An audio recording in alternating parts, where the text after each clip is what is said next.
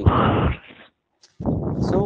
अभी हम लोग जिसकी बात कर रहे थे कि ऑपरेटिंग सिस्टम में हमको 5 टाइप्स को पढ़ना है बेसिकली। तो इन फर्स्ट है इसमें बेच ऑपरेटिंग सिस्टम, सेकंड है multi programming operating system, third आपका हो गया multi processing operating system, fourth है multi tasking operating system and fifth one time sharing operating system.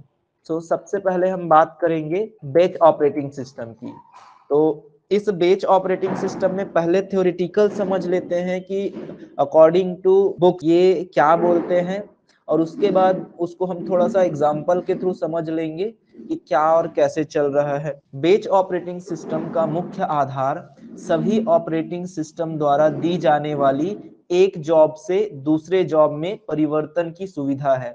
इसका मतलब क्या हुआ कि कंटिन्यू बेसिस पे कई सारे जॉब हमारे पास आते रहते हैं, या प्रोसेसर के पास कंटिन्यू जॉब, एक जॉब कंप्लीट हुआ फिर दूसरा जॉब आ जाता है, फिर तीसरा जॉब आ गया। और कई बार क्या होता है कि एक ही प्रकार का जो जॉब है वो प्रोसेसर को बार बार करना पड़ता है, एक ही जॉब को बार बार कंप्लीट करना पड़ता है। तो इस प्रकार की जो समस्या है उसको सुधारने के लिए या फिर इसमें हेल्प करने के लिए हमको जो ऑपरेटिंग सिस्टम चाहिए उसको हम बोल रहे हैं बैच ऑपरेटिंग। की कई बार एक ही काम को हमको बार बार करना पड़ रहा है, तो बार बार करने से बेहतर है कि कुछ ऐसा उपाय या ऐसा जुगाड़ लगाया जाए कि एक ही टाइप के काम को एक बार करे, फिर दूसरे टाइप के काम को दूसरी बार में कंप्लीट कर ले।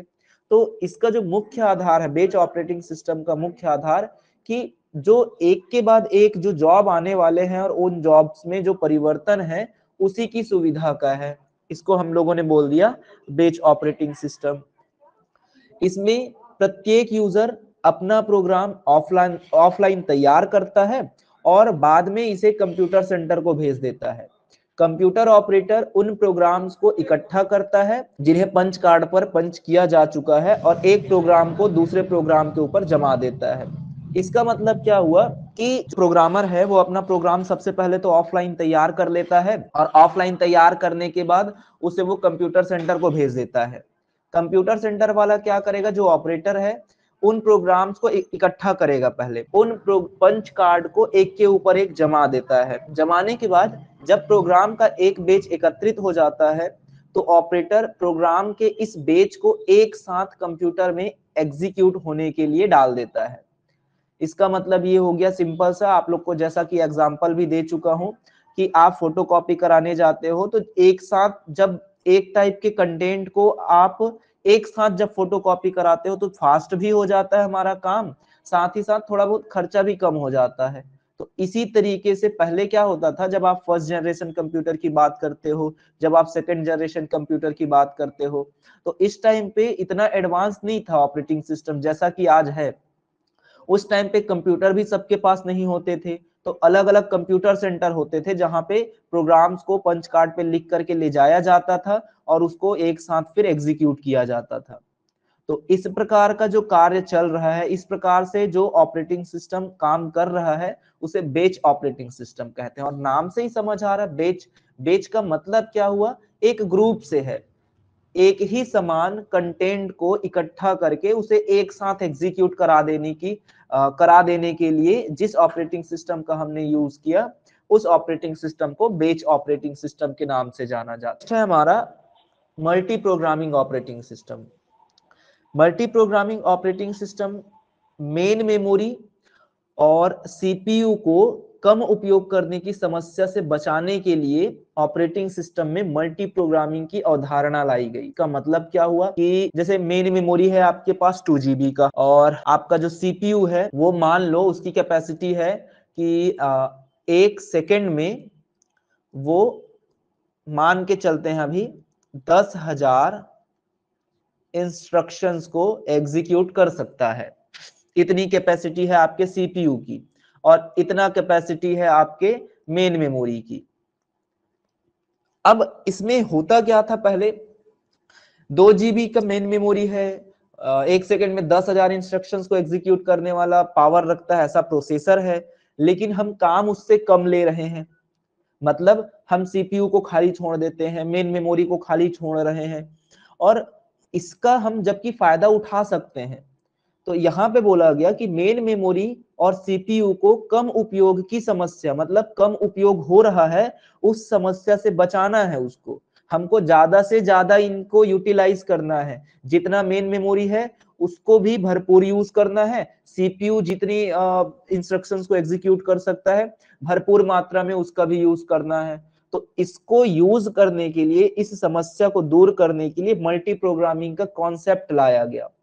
और मल्टी प्रोग्रामिंग का कॉन्सेप्ट बोलता क्या है, एक ही कंप्यूटर द्वारा दो या दो से अधिक अलग और स्वतंत्र प्रोग्राम को एक के बाद एक एग्जीक्यूट करने की जो प्रक्रिया है, एग्जीक्यूट करने की जो प्रक्रिया है उसी को मल्टी प्रोग्रामिंग कहा गया। फिर से समझ लो, कंप्यूटर एक ही है, लेकिन हम बोल क्या रहे हैं कि एक या एक से अधिक, दो या दो से अधिक स्वतंत्र प्रोग्राम, ऐसे प्रोग्राम जो इंडिपेंडेंट हो। अब आप लोग को प्रोग्राम्स के बारे में भी बताया गया कि इंडिपेंडेंट प्रोग्राम होता है या फिर प्रोसेस होता है, डिपेंडेंट प्रोसेस होता है। तो यहाँ पे भी वही बोल रहे हैं कि स्वतंत्र प्रोग्राम, एक के बाद दूसरे प्रोग्राम को चलाए जाने की प्रक्रिया, एक जैसे ही कंप्लीट हुआ तुरंत दूसरे को ऑन कर दो, दूसरा कंप्लीट हुआ तुरंत तीसरे को ऑन कर दो।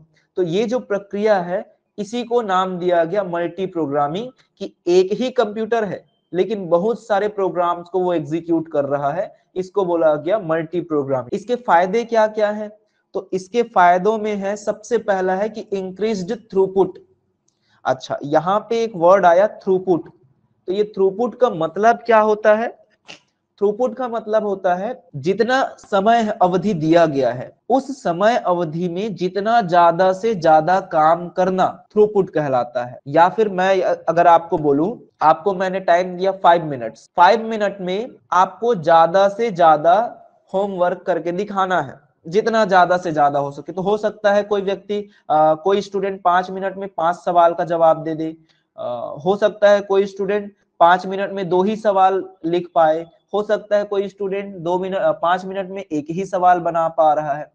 तो एक पर्टिकुलर टाइम ड्यूरेशन पे या एक पर्टिकुलर टाइम पे किसी व्यक्ति के द्वारा, किसी ऑब्जेक्ट के द्वारा जितना ज्यादा से ज्यादा काम किया जाता है, जितना ज्यादा से ज्यादा जॉब परफॉर्म किया जाता है, उसको बोला जाता है थ्रूपुट। तो इसका फायदा क्या है मल्टी प्रोग्रामिंग का, मल्टी प्रोग्रामिंग की मदद से हम थ्रूपुट को बढ़ा सकते हैं। मतलब ये थ्रूपुट जैसे जैसे बढ़ेगा, इसका मतलब क्या हुआ कि हम कम टाइम में ज्यादा से ज्यादा काम कर रहे हैं।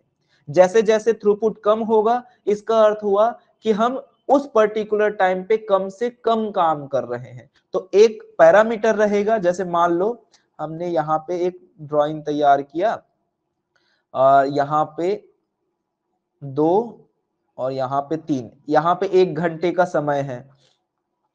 इस 1 घंटे के समय में ए नाम का स्टूडेंट आया और 1 घंटे में उसने 5 क्वेश्चंस के आंसर याद कर लिए। बी नाम का स्टूडेंट आया और इसने 10 क्वेश्चंस के आंसर याद कर लिए। तो यहाँ पे हमको देखना पड़ेगा कि थ्रूपुट किसका ज्यादा है। एक स्टूडेंट 1 घंटे में 5 सवाल के आंसर याद कर लेता है, दूसरा जो बी है वो 1 घंटे में 10 सवाल के जवाब याद कर लेता है। तो बताओ किसका थ्रूपुट ज्यादा बढ़िया है? बी का। गुड। यही समझाने की कोशिश कर रहा हूं कि एक टाइम जो दिया गया है, जो भी टाइम है, उस टाइम ड्यूरेशन में थ्रूपुट का मतलब क्या हुआ कि जो भी टाइम आपको गिवन है उस टाइम में जितना ज्यादा से ज्यादा काम करना ही थ्रूपुट कहलाता है। तो मल्टी प्रोग्रामिंग की मदद से हमारा फायदा क्या हुआ कि हम कंटिन्यू बिना रोके हर प्रोग्राम को एक के बाद एक चला रहे हैं। तो इससे फायदा क्या हो गया कि थ्रूपुट जो है बढ़ रहा है, और जितना ज्यादा थ्रूपुट बढ़ेगा इसका मतलब हुआ कि हम कम से कम समय में ज्यादा से ज्यादा काम कर पाएंगे, ये कहलाता है। ये पहला फायदा हो गया। दूसरा फायदा क्या है? Lowered response time. Lowered response time का मतलब, हमने रिस्पॉन्स टाइम का जो मतलब है उस टाइम पे समझ लिया था जिस टाइम पे हम ट्रूथ टेबल बना रहे थे। कौन सा टेबल? जिसमें टर्न अराउंड टाइम था, जिसमें रिस्पॉन्स टाइम था, जिसमें ये जो टाइम्स थे, वेटिंग टाइम, तो उस टाइम पे रिस्पॉन्स टाइम था। रिस्पॉन्स टाइम का मतलब क्या कि आप बहुत समय पहले आकर के खड़े हुए हैं, बट मैं आपके लिए अवेलेबल ही नहीं हूँ, मैं हो सकता है किसी और दूसरे स्टूडेंट से बात कर रहा हूँ, तो धीरे से आपकी बारी आएगी कि ठीक अभी आप बात करो। तो आप आए पहले थे, लेकिन मैं मिला कब हूँ, तो हो सकता है 5 मिनट बाद मिल रहा हूँ, 10 मिनट बाद मिल रहा हूँ। तो जिस पर्टिकुलर टाइम पे मैं आपसे मिलूंगा वो क्या कहलाएगा, रिस्पॉन्स टाइम कहलाएगा, कि कितने समय में सर मेरे से मिले हैं, ये है रिस्पॉन्स टाइम। तो लोअर्ड रिस्पॉन्स टाइम का मतलब क्या हुआ कि रिस्पॉन्स टाइम कम से कम हो रहा है। कम से कम होने का मतलब जल्दी से मिलेगा, किसी भी प्रोग्राम को सीपीयू जल्दी मिलेगा। तो हमारे पास दो फायदे हो गए। पहला तो आपको याद रखना है मल्टी प्रोग्रामिंग का मतलब क्या, कि मल्टी प्रोग्रामिंग का मतलब है कि बहुत सारे प्रोग्राम को एक के बाद एक कंटिन्यू चलाना है, और उसको चलाने के लिए सिर्फ एक ही कंप्यूटर है, एक ही प्रोसेसर है, तो उसको बोलते हैं हम लोग मल्टी प्रोग्रामिंग। और मल्टी प्रोग्रामिंग के दो फायदे, पहला फायदा थ्रूपुट को जितना ज्यादा से ज्यादा बढ़ाया जाए, ये फायदा हो गया। दूसरा, रिस्पॉन्स टाइम कम करना है हमको, रिस्पॉन्स टाइम कम करने के लिए मल्टी प्रोग्रामिंग यूज करते हैं। एक चीज और ध्यान रखना, मल्टी प्रोग्रामिंग चूंकि एक नॉन कंटीजियस है, या फिर जिसको सॉरी नॉन कंटीजियस बोल रहा हूं, क्या बोलते हैं, प्रीएम्प्टिव और नॉन प्रीएम्प्टिव है। तो नॉन प्रीएम्प्टिव का मतलब क्या हुआ कि एक प्रोग्राम अगर स्टार्ट होता है एग्जीक्यूट होने के लिए, तो वो तब तक नहीं रुकेगा जब तक कि पूरा का पूरा प्रोग्राम एग्जीक्यूट ना हो जाए। तो इसको हमने बोल दिया नॉन प्रीएम्प्टिव।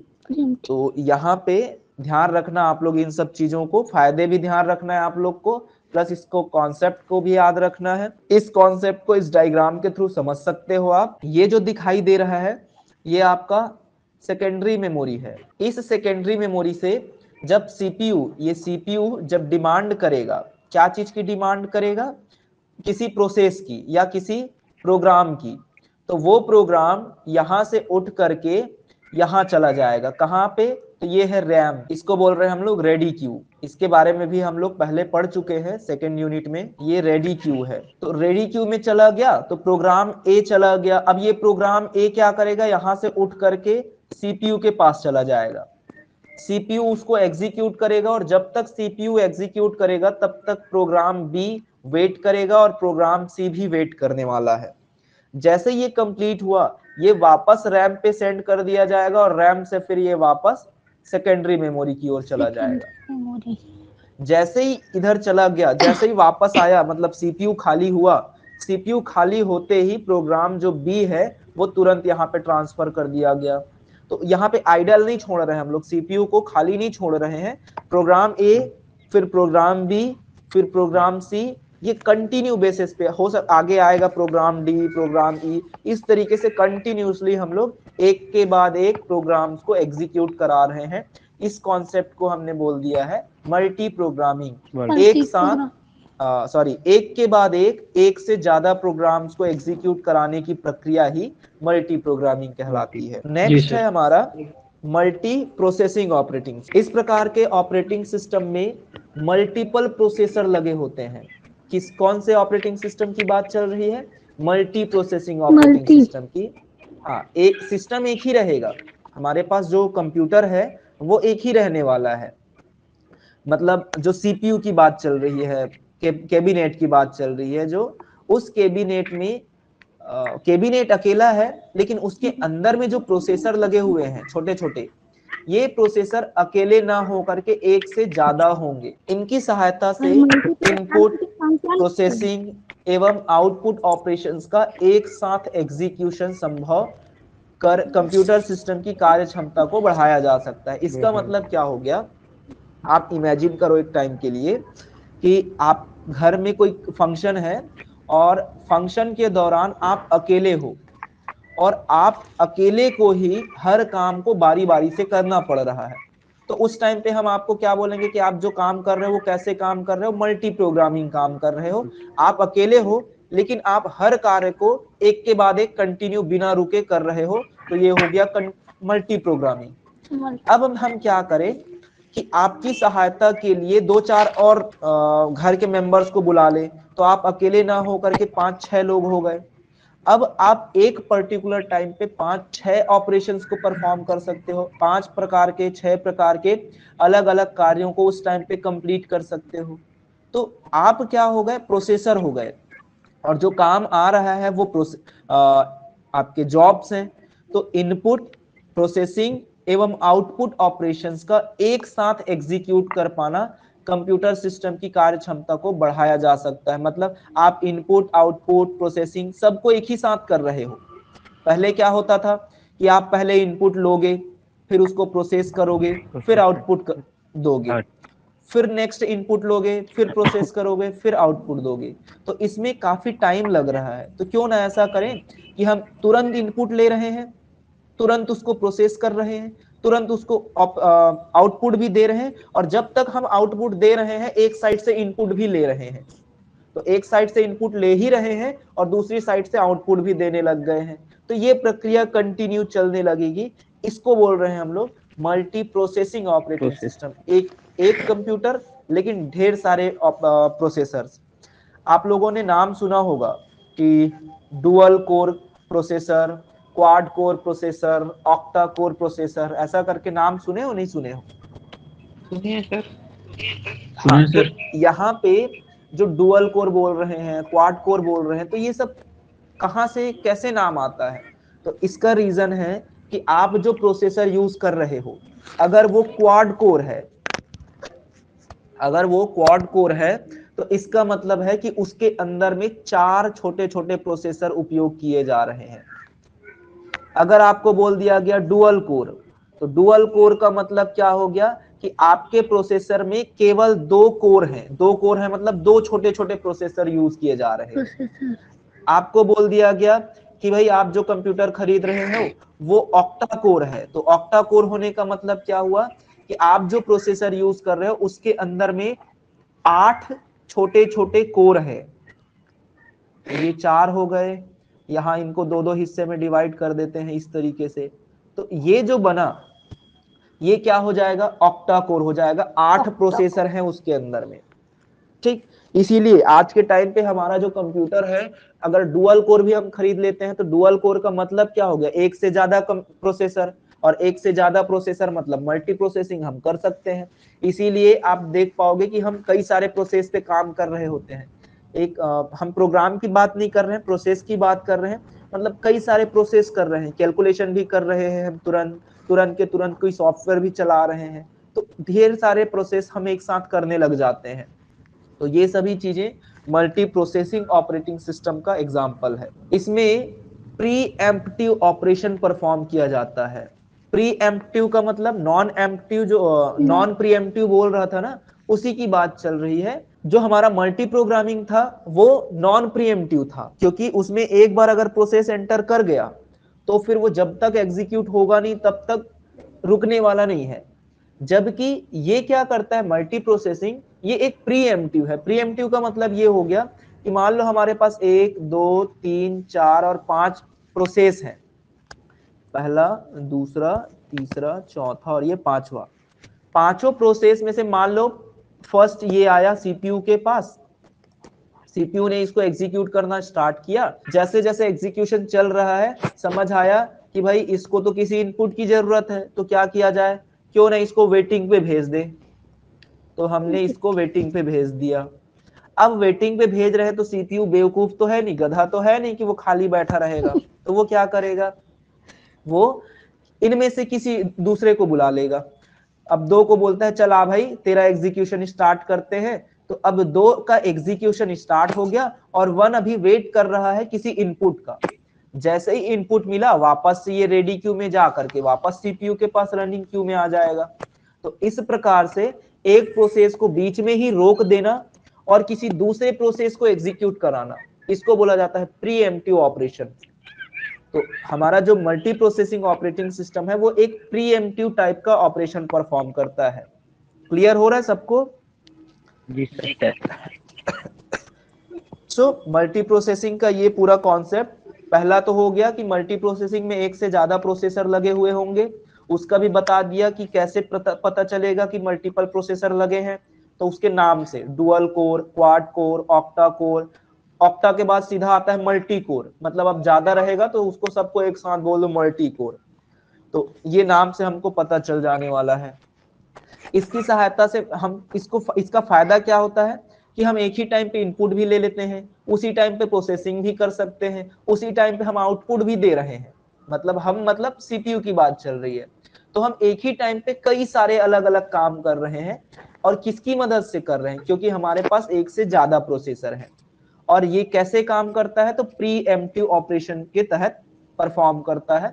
इसको बोलते हैं हम लोग मल्टी प्रोसेसिंग ऑपरेटिंग सिस्टम।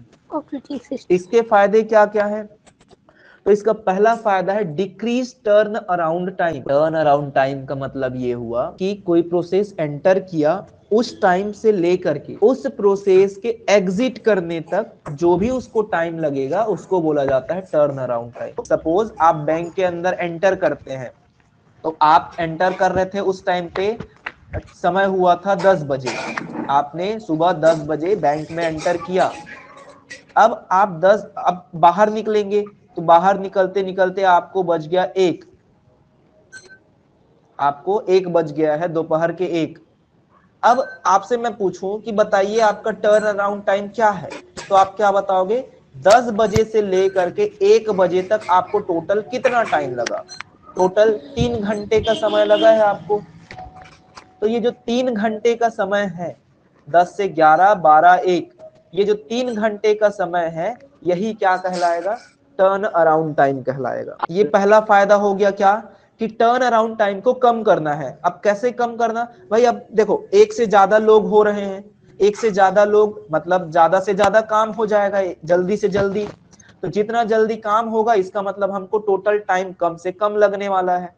तो इसको बोल रहे हैं हम लोग डिक्रीज टर्न अराउंड टाइम। ये हमारा पहला फायदा होगा। दूसरा फायदा क्या हो रहा है, इंक्रीज थ्रूपुट। इसमें भी थ्रूपुट को हम बढ़ा रहे हैं, क्योंकि जितना ज्यादा से ज्यादा जितना कम से कम टर्न अराउंड टाइम रहेगा और हम ज्यादा से ज्यादा काम कर पा रहे हैं, इसका मतलब हम थ्रूपुट को बढ़ा रहे हैं और टाइम को कम कर रहे हैं, मतलब कम टाइम में ज्यादा काम कर रहे हैं। तो ये दो फायदे हो गए आपके मल्टी प्रोसेसिंग ऑपरेटिंग सिस्टम के। थर्ड है मल्टीटास्किंग ऑपरेटिंग सिस्टम। अब ये मल्टीटास्किंग ऑपरेटिंग सिस्टम क्या है उसको भी थोड़ा बढ़िया समझ लेते हैं। तो एक प्रोग्राम का चलना टास्क कहलाता है। फॉर एग्जांपल अभी आप ध्यान दोगे तो पता चलेगा कि मैं पावर पॉइंट पे आप लोग को एनिमेशन के थ्रू पढ़ा रहा हूं। तो ये पावर पॉइंट क्या है, कोई काम चल रहा है, कोई प्रोग्राम चल रहा है, मतलब ये टास्क है। आप लोग इंटरनेट के थ्रू कनेक्टेड है टीचमिंट ऐप के थ्रू, तो ये टीचमिंट क्या है, एक प्रोग्राम है, और वो प्रोग्राम अभी कंटिन्यू बेसिस पे चल रहा है मतलब वो एक टास्क है। तो किसी भी प्रोग्राम का चलना ही क्या कहलाता है, टास्क कहलाता है। एक मल्टीटास्किंग ऑपरेटिंग सिस्टम में दो या दो से अधिक टास्क एक साथ सक्रिय होते हैं। दो या दो से अधिक टास्क का मतलब क्या हो गया कि आपको आज क्लास में भी कुछ एग्जांपल्स दे रहा था, जैसे आप व्हाट्सएप चलाते चलाते म्यूजिक सुनते हैं, तो व्हाट्सएप भी एक प्रोग्राम ही है, और म्यूजिक भी किसी न किसी प्रोग्राम के थ्रू ही चलेगा। जैसे आप म्यूजिक प्लेयर किसी का यूज करोगे, तो ये क्या है, एक प्रोग्राम ये हो गया, ये दूसरा प्रोग्राम हो गया, तो दोनों तो एक ही साथ चल रहे हैं। तो इसका मतलब क्या हुआ कि एक ही टाइम पे दो अलग अलग टास्क परफॉर्म किए जा रहे हैं। इसको हमने बोल दिया मल्टीटास्किंग। अब चूंकि किसी न किसी ऑपरेटिंग सिस्टम के द्वारा ही ये किया जा रहा होगा, इसलिए हम उस ऑपरेटिंग सिस्टम को बोल रहे हैं मल्टीटास्किंग ऑपरेटिंग सिस्टम। क्लियर हो रहा है सबको? Yes sir. इसमें हर एक टास्क को कुछ समय के लिए दूसरे टास्क पर कार्य करने के लिए रोक देते हैं। जैसे हम आप बात करेंगे, आप पावर पॉइंट अभी चला रहे हैं, है ना, अभी प्रैक्टिकल रूम में। Yes sir. तो जब पावर पॉइंट चला रहे होते हैं, अचानक से मैं आया, आपको बोल देता हूं कि चलो एक काम करो, पावर पॉइंट को कुछ टाइम के लिए मिनिमाइज कर दो और वर्ड में जा करके एक बढ़िया सा कंटेंट तैयार करके मुझे दिखाओ बोल दूं। तो आपको ये नहीं बोल रहा हूं कि आप पावर पॉइंट को क्लोज कर दो करके, मैंने बोला कि पावर पॉइंट को मिनिमाइज कर दो। तो पावर पॉइंट भी एक्टिव ही है, आपने वर्ड ओपन किया वो भी एक्टिव ही है, दोनों के दोनों एक्टिव है। लेकिन अभी क्या चल रहा है, वर्ड चलने लग गया। पावर पॉइंट को हमने कुछ टाइम के लिए रोक दिया है, बंद नहीं किया, तो कुछ टाइम के लिए हमने एक टास्क को रोक दिया और दूसरे टास्क पे हम काम कर रहे हैं। जैसे ही हमारा इस टास्क का काम पूरा होगा, हम वर्ड को क्लोज कर देंगे, पावर पॉइंट पे फिर से काम करने लग जाएंगे। तो इसी को हमने बोला कि इसमें हर एक टास्क को कुछ समय के लिए दूसरे टास्क पर कार्य करने के लिए रोक देते हैं। ये हमारा मल्टीटास्किंग ऑपरेटिंग सिस्टम। इजी है मल्टीटास्किंग वैसे। लास्ट है time sharing operating system. Time sharing एक टर्म है, इसमें एक ही समय पे कई कंप्यूटर प्रोग्राम को कंप्यूटर रिसोर्स का वितरण टाइम स्लाइड के आधार पे किया जाता है। मतलब जैसे हमारे पास एक प्रिंटर है, ये है हमारे पास एक प्रिंटर। कंप्यूटर हमारे पास 3 है, 1 2 और 3 कंप्यूटर है हमारे पास, तीनों इससे जुड़े हुए हैं। अब ये प्रिंट करना चाहता है, ये भी प्रिंट करना चाहता है और ये भी प्रिंट करना चाहता है। तो जिसका जो भी प्रिंट करना चाहता है इन तीनों में से जिसका कमांड सबसे पहले आएगा, तुरंत इसको ये एग्जीक्यूट कर देगा, उसके ठीक बाद इसको एग्जीक्यूट करेगा, उसके ठीक बाद इसको एग्जीक्यूट करेगा। तो आप देख पाओगे कि हमारे पास जो डिवाइस है, जो रिसोर्स है, वो रिसोर्स सिर्फ एक ही है, लेकिन उसको बांटने वाले डिवाइस ज्यादा हैं, 1 2 और ये 3 डिवाइसेस हैं, लेकिन रिसोर्स अकेला है।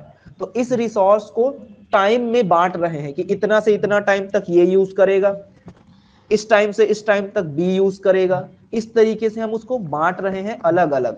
तो इसी को बोल रहे हैं हम लोग टाइम शेयरिंग ऑपरेटिंग। इसका सिद्धांत क्या है? तो इसका सिद्धांत है बड़ी संख्या में यूजर्स को अपनी समस्याओं को हल करने के लिए कंप्यूटर से डायरेक्ट एक्सेस प्रदान करना। मान लो यहाँ पे एक स्टूडेंट है जिसका नाम ए, ये दूसरा स्टूडेंट बी, ये तीसरा स्टूडेंट सी, यहाँ पे मैं हूं।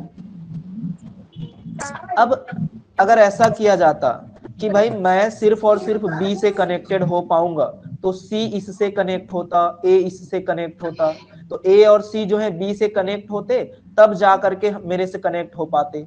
तो हमने ये ना किया, बल्कि क्या कर रहे हैं हम लोग, हम बोल रहे हैं कि मेरे पास अगर 3 सिस्टम है तो तीनों के तीनों डायरेक्टली कनेक्ट हो जाओ।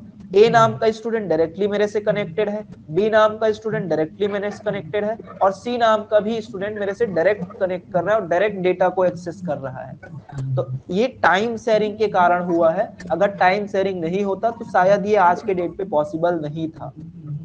ये है टाइम शेयरिंग का सिद्धांत।